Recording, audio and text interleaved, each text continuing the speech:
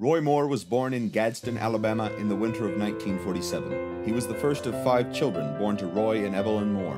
His father worked construction and they struggled to make ends meet. But each Sunday, they had a square meal, played backyard football, and gave thanks to God at Gallant Baptist Church.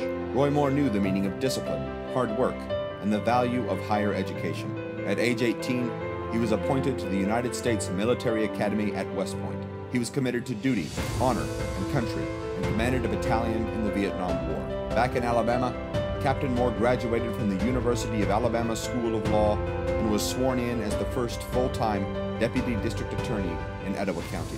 He first ran for office in 1982 on an anti-corruption platform. But, as they do, the politicians retaliated and it cost him the election.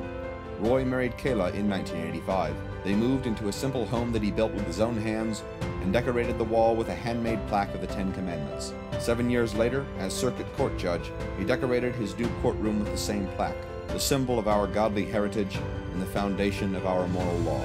From day one, he was targeted by the ACLU for his display of God's law and for conducting prayer in the courtroom. After his victory over the ACLU, he was elected in 2001 as Chief Justice of the Alabama Supreme Court by Alabamians who acknowledge God as foundational to our American freedoms. It is a fight that has taken him from courthouse to state house, from churches to the halls of Congress, from election as Chief Justice to his dismissal, and from obscurity to national hero. Moore was re-elected Chief Justice in 2012, where he continued to fight the intrusion of the federal courts in order to preserve the Constitution and its moral foundation. The LGBT lobbyists and establishment appointees had him removed from office in 2016, but his fight is far from over. It is time to take to Washington the principles and courage that mark Roy Moore's life. Our task is clear, our duty is certain. We must return to those principles. I can't change the USA, but I know one that can.